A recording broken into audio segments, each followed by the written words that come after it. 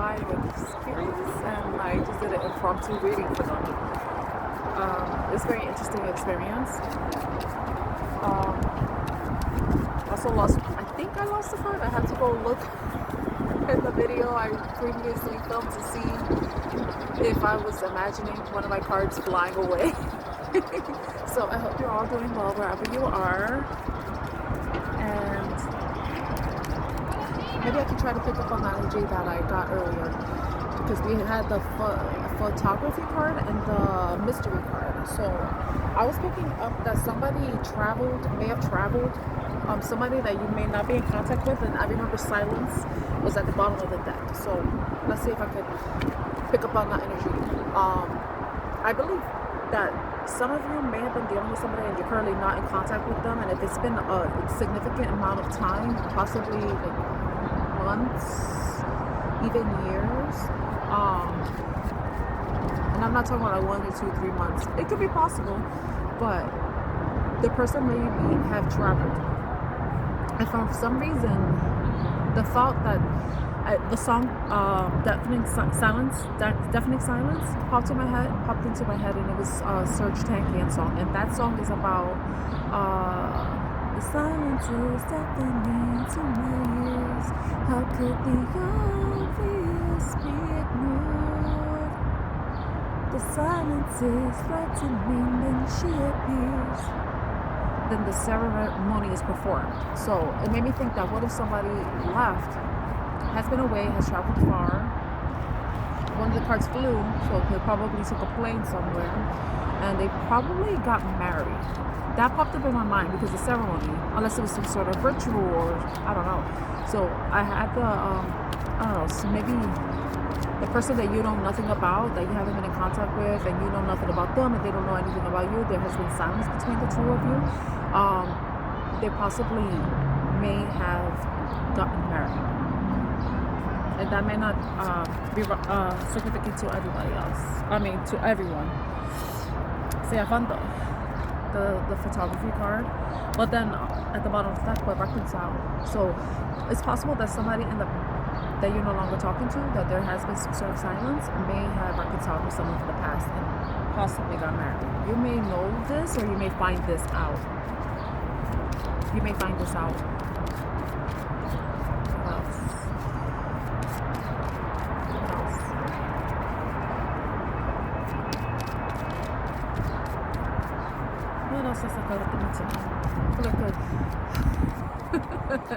That's a very interesting thing. You know? Very interesting experience we just had. Anything else, Bert? Yeah. Some of you may have been a third party. If this person was dealing with somebody else and is now married to the other person, like maybe this other person is at a distance, and they're with them, then some of you may be in a third party situation. And this person,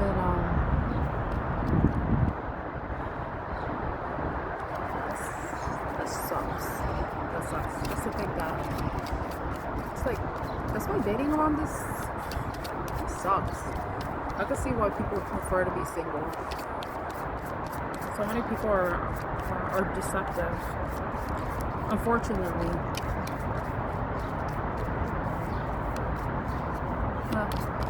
I think that there are more good people than deceptive people. Is there anything else that the collective needs to know, Spirit? Anything else that the collective needs to know, Spirit? I'm so curious to know what card flew away. What else is the collective needs to know, Spirit?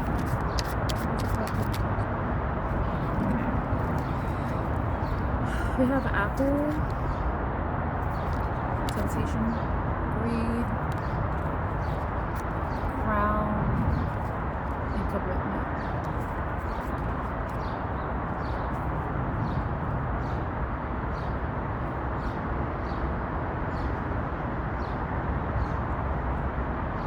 Wisdom, death, sexuality, joy, laziness, obsession, cruelty, stupidity. If this portion of the reading connects to the energy I picked up on. Some of you may have been in a sex-based relationship, and you were some sort of temptation for them. But then I feel like if you were dealing with them, they may have gotten really lazy, especially if you make yourself available to them. They may have gotten very comfortable with you doing everything and everything. It kind of probably boosted their ego in some way. I made them feel like a king or a queen.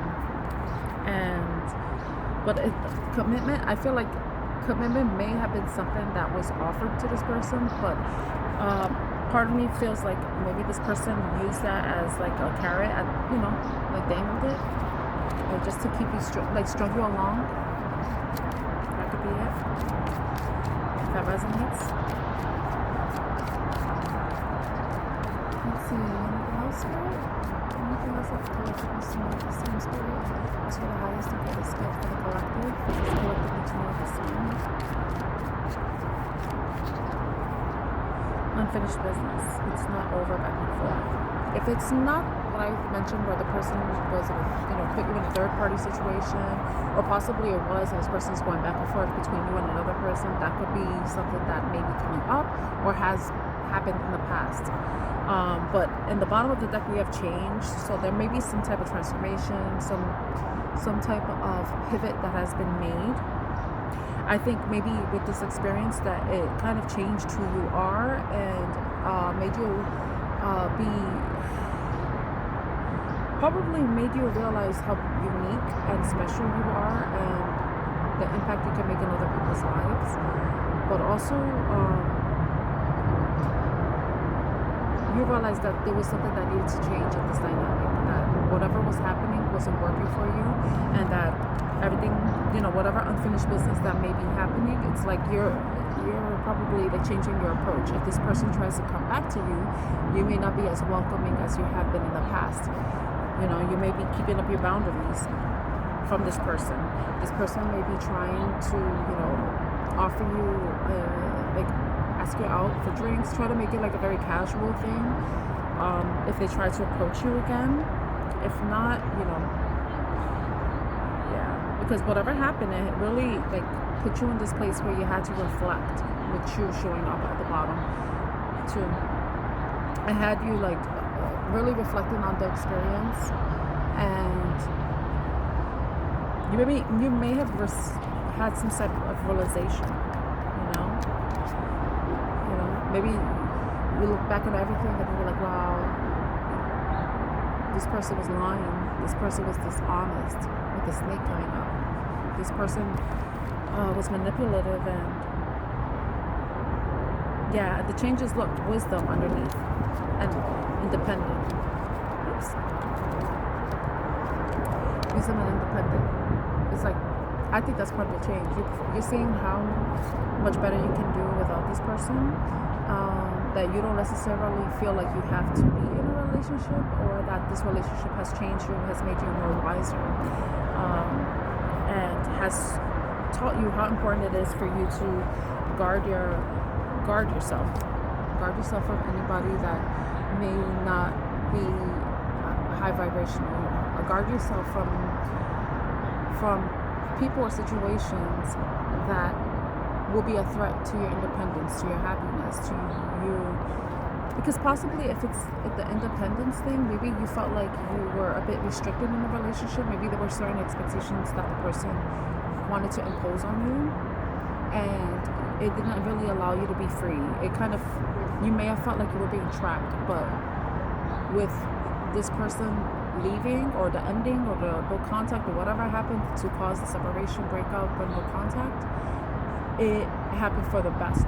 It happened for a good reason, I think that if this person comes forward, that you're going to be very suspicious because of everything that when you look back on everything and you realize that this person wasn't being honest with you, that they may have been lying about their intentions, whether there were other people, if they were talking or engaging with other people, you're going to be suspicious about them wanting to come back and forth, to reconcile, come back and try to work things out. Just work hard. Try to come back and work things out with you. I feel like they want to come back with apology in some way. But I feel like you're like, no. You're gonna be like, sorry, sir, you know, unfortunately for you, I no longer want to be a clown. I no longer want to be a clown in your circus. You know? Yeah. Divine intervention. So like whatever caused some sort of separation between you and this person, it was divinely guided. It was divinely ordained. And look at that, the silence card showed up in the bottom again. Yes. You may not even respond to this person's message if they message you. If they try to send you a message, email you, call you with their apology, you may not even respond to them. You're just going to remain silent. You know, you have the right to remain silent. You have the right to remain silent. That's your right. You don't owe this person anything. So I'm going to leave the reading there. I hope it resonates with you. If it does, please like, share, and subscribe. Take care.